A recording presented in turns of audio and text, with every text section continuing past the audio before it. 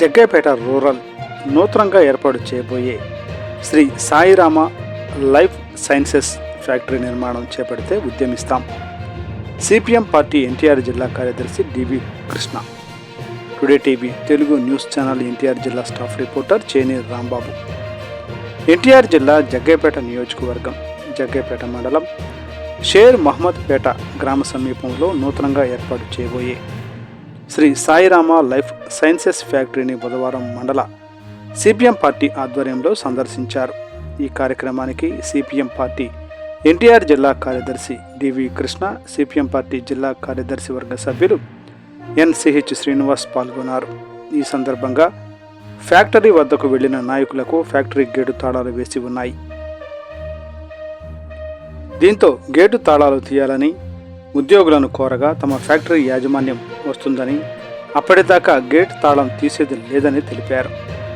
దీంతో రామచంద్రునిపేట నుండి వచ్చినటువంటి నాయకులతో కలిసి సిపిఎం పార్టీ నాయకులు గేటు ముందు ఫ్యాక్టరీ నిర్మాణానికి వ్యతిరేకంగా నినాదాలతో నిరసన కార్యక్రమం చేపట్టారు. కొద్దిసేపటికి ఫ్యాక్టరీ వద్దకు యాజమాన్యం తుమ్మేపల్లి శ్రీరామచంద్ర గుప్తా విచ్చేశారు. ఫ్యాక్టరీ గురించి ఈ సందర్భంగా ఆయన నాయకులతో తమ ఫ్యాక్టరీ ఎటువంటి కాలుష్యం వెదజల్లదని, మెడిసిన్ తయారీకి ఉపయోగించే మాత్రమే తయారవుతుందని తెలిపారు. దీంతో ఆగ్రహించిన నాయకులు ఫ్యాక్టరీ నిర్మాణానికి ఎవరు అనుమతులు ఇచ్చారని, ఫ్యాక్టరీ నిర్మాణం 70% పూర్తయిన తర్వాత గ్రామంలో గ్రామసభ పెట్టడం ఏమిటని ప్రశ్నించారు. దీంతో ఫ్యాక్టరీ యాజమాన్యం కోవిడ్ సమయంలో తాము ఢిల్లీ నుంచి అనుమతులు తీసుకున్నామని, కొన్ని శాఖల తమ ఫ్యాక్టరీ నిర్మాణానికి ఇప్పటికే ఎన్ఓసి వచ్చిందని తెలిపారు. దీంతో ఆగ్రహించిన నాయకులు ఫ్యాక్టరీ నిర్మించేది లేదని, ఫ్యాక్టరీ నిర్మాణం చేపడితే తాము అడ్డుకుంటామని తెలిపారు. ఈ సందర్భంగా సిపిఎం పార్టీ జిల్లా కార్యదర్శి డివి కృష్ణ మాట్లాడుతూ ఫ్యాక్టరీల నిర్మాణానికి సిపిఎం పార్టీ వ్యతిరేకం కాదని, ప్రజలకు హానికరమైన ఫ్యాక్టరీలు, ప్రజల ప్రాణాలతో చెలగాటమాడే ఫ్యాక్టరీలను మాత్రమే తాము అడ్డుకుంటామని తెలిపారు. 2021 నుండి ఫ్యాక్టరీ జీఎస్టీ చెల్లిస్తున్నారని, ఈ ఫ్యాక్టరీ నిర్మాణం పూర్తయితే ఈ ఫ్యాక్టరీ నుండి వెలువడే 5 రసాయనాల వలన ప్రజలు చర్మ సంబంధిత, మహిళలు ప్రసూతి సంబంధిత వ్యాధులు, కిడ్నీ, కాలేయ సమస్యలు వస్తాయని, భూగర్భ జలాలు సైతం కలుషితం అవుతాయని తెలిపారు. ఫ్యాక్టరీ నిర్మాణం కోరుతూ గ్రామ పంచాయతీ కార్యాలయంలో ఏర్పాటు చేసిన గ్రామ సభను పార్టీలకు అతీతంగా గ్రామ ప్రజలందరూ ముక్త కంఠంతో వ్యతిరేకించారు అన్నారు. ఇటువంటి ఫ్యాక్టరీల నిర్మాణం కేవలం రాజకీయ నాయకుల యొక్క అండదండలతో మాత్రమే నిర్మాణాలు జరుగుతాయని, ఇటువంటి నిర్మాణాలను సహించేది లేదన్నారు.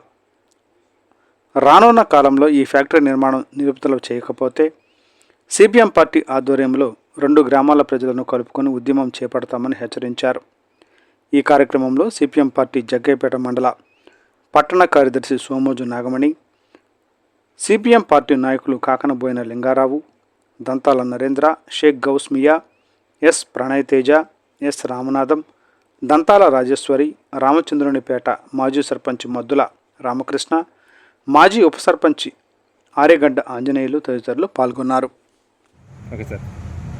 జగ్గయ్యపేట మండలం షేరుమపేట గ్రామంలో Sri Sairam life sciences company దగ్గర ఉన్నాం. ఈ కంపెనీ లైఫ్ సైన్సెస్ అంటే ప్రజలకు జీవితాలను ఇచ్చేది కాదు, ప్రజల జీవితాలను తీసేదిగా ఉంది. ఈ కంపెనీ గురించి కనుక లోతుగా పరిశీలిస్తే 5 ప్రమాదాలు ఉన్నాయి.